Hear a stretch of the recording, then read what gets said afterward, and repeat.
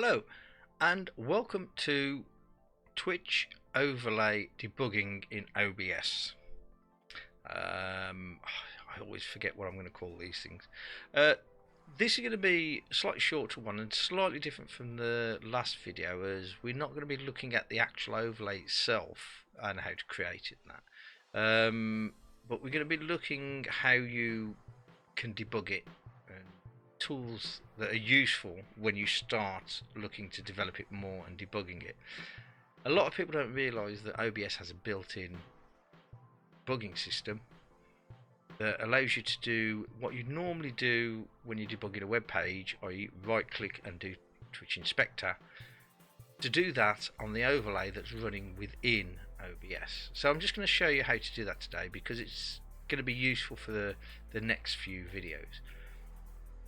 One of the problems with trying to run your overlay in a standard web browser is a lot of the times your sounds won't work. This is due to an issue where they've now, I think it was this year, maybe last year, they've blocked the ability to automatically play sounds and videos when you load a web page. We've all been to those web pages, websites, where suddenly you get music blaring out or some video starts playing, you're like, oh, yeah. And you're trying to hunt around trying to find out how to stop it. Sometimes you can't even stop it. So because of that, it can make it difficult if you've got alerts and alert sounds. They won't work unless you've interacted with the web page. OBS doesn't have that restriction in it. So sometimes, in fact more often than not, it's better to run your debugging through OBS. So it's a very simple thing. A couple of things you need to do. First of all, when you start OBS, you will use an extra parameter. So you'd add to it this remote debugging port line. So you need to start OBS from the command line on Windows. Type in wherever your OBS is. Then add in this port number. Port number here is where your browser window, your standard Opera, Chrome, whatever, connects to your debugging source. In your browser window, then all you need to do is put in localhost this number. Now, if for some reason localhost doesn't work, if you're running a VPN, it may not be set up. You can try the alternative 172.0.0.1. Both of those point to the local machine. It says to your networking stack, this web page, this address is actually on this particular machine that we're on at the moment. So when you what do you actually see? So when you open up your localhost with whatever port number you specified here, you can change it if you need to. You'll see something similar to this. Now I currently have my OBS open. That's what. So what you'll see down here is a list of all the browser windows, browser components of OBS. So this will not only cover what you've added, it will also have stuff that OBS displays in the program via a browser source internally. It will have a list of all of those. For me, I'm currently got my Twitch overlay file in there, which is the Twitch overlay file that we was previously working on in the last video. This particular one is just before I do the next video, so this has been updated a little bit. I've now added in this bit of code at the top, so if you want to figure out how to do this, the part 2 onwards, or specifically the part 2 anyway, the code for that will be on my Discord server, will actually contain this line, so you can actually go in and see, cut and paste these if you don't want to type these out. For just this, you're better off just typing it out rather than going and download a whole zip file for it. So what do you see? So in this case, we've got the overlay, which I don't want to go to yet. We've got, which just disappeared because I've turned the overlay off at the moment. So yeah, we've got this Twitch one. Now that is, I think that's Twitch stats. I'm not going to click on that one in here because it may give away my stream key. We've got an activity feed. Now, these are things I've added into OBS, by the way. So where you've got your OBS panels, like your scenes, sources, audio bars and everything else, I've also added in the Twitch integration. So I can have my chat window, for instance, in my OBS browser. So my OBS program will actually have a chat window in it. You can also have stats which show you things like number of current active viewers and stuff like that. Your activity feed is when someone subscribes or donates, it will pop up a list on there. Events list widgets, I think that's your activity feed. Socket API is something I have that connects my OBS to my Streamlabs chatbot. That's a whole different set of videos. In my chat on stream, you can type things into the chat window as a viewer. That will come all the way through to my Streamlabs chatbot. The Streamlabs chatbot will then send a message to OBS to put up alerts and animations on screen. So you can throw up alerts and animations on my stream via typing stuff into the chat. That's all done through this Socket API. Well, not all done, but the main connection's done through that. Untitled tab, I'm not entirely sure what that one is.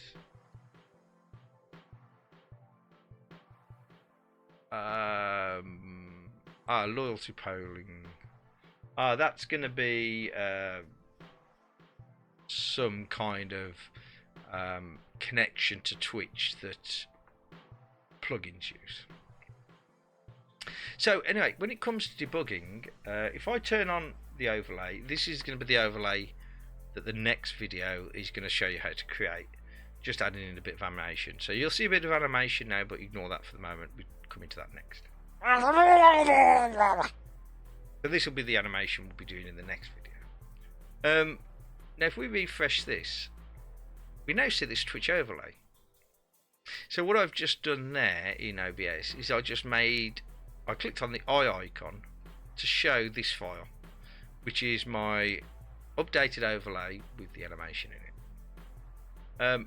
That is called Twitch Overlay HTML. So currently when I point the browser at my OBS through this port, it gives me a list of all the things that I can see, one of them being my overlay. So if I click on that, if I maximise this a little bit, you get this.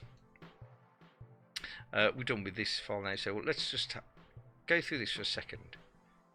So what we have is we have a display which is mimicking this Twitch overlay output, and this is only the Twitch overlay output. So what you're actually seeing on the video has this Twitch overlay output on it. You should see number of subscribers in the bottom left screen, but it's not showing like my desktop or anything like that, because this will only show you the HTML file. This isn't a view of your complete OBS stream as it's all together. This is a view of only that particular overlay. And it's quite interesting because you can do some things with this that is going to be quite difficult to do without doing this localhost 922 connection. The first thing you can do is you can see your console log. So as we're watching this, if I go off to Streamlabs, do I have Streamlabs open? Planned this very well, did I? Go to my alert box. Now this currently handles follower events. If I actually send a follower event, it triggers this animation. We can see it on here triggering it. We also can see all of the messages that are coming out of OBS. Yes, coming out of the OBS console. This isn't showing us what's coming out of this page that this browser is displaying, because it's not displaying a page. It's purely showing us what's coming out in the OBS console. Now, there's a couple of reasons why this is really good. One thing is, if you run your stream with this debugger running, you can, and you're having problems where all your alerts seem to work normally until you connect and do a live stream, and then the live alerts aren't working. You can trace through here what's happening on the live stream when you're getting live alerts, not test alerts. And quite often you'll find, well, the live alerts got something different about it. If they change the API, for instance, this is a good way to go, they've changed this particular field to something else. And the other thing you can do here is you can go into your code. So this is the actual code itself, the HTML file that's been loaded.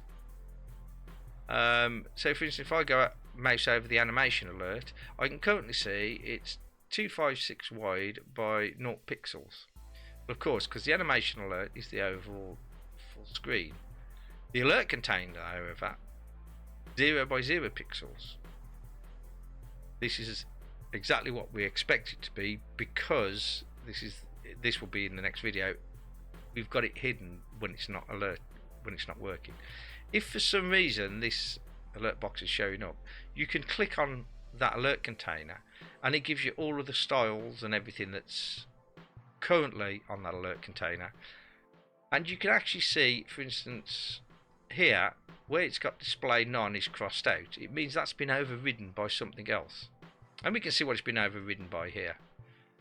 Display block. What we can do as well, if we wanted to, I could click on here, change that to, I think it's the width is 1000, change the height to, I can't remember what it is now, let's say 260, is it? Look, it's appeared.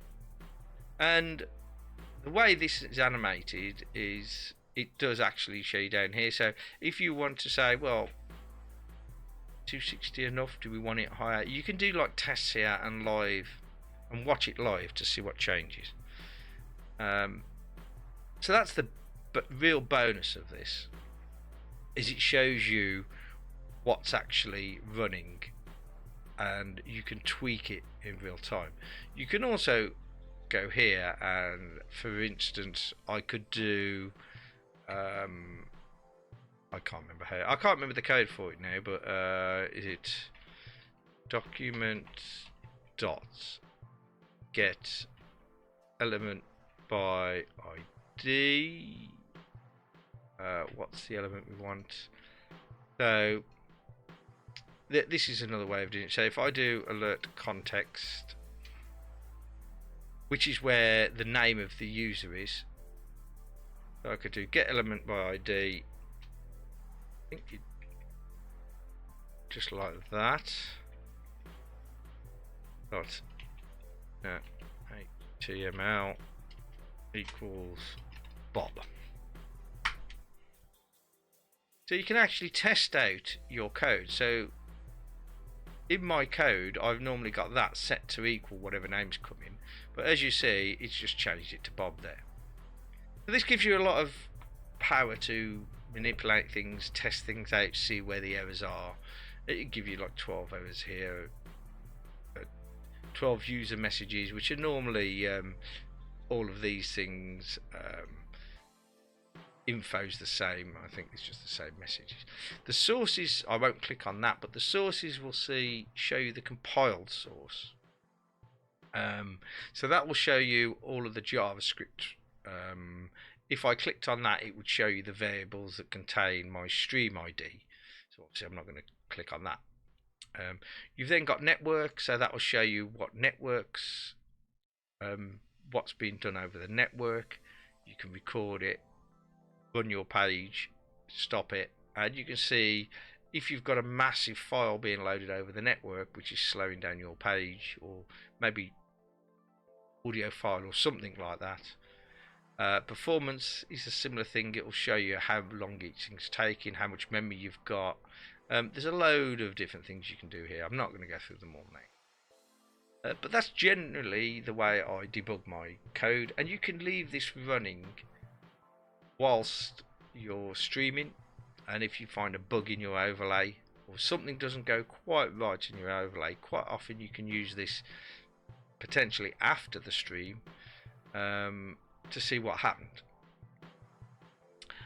I'm just trying to think, is there anything else on here? I think that's it. So yeah, do use this for your overlay work. It's very useful. It'll save you a lot of debugging time. Hopefully that helps.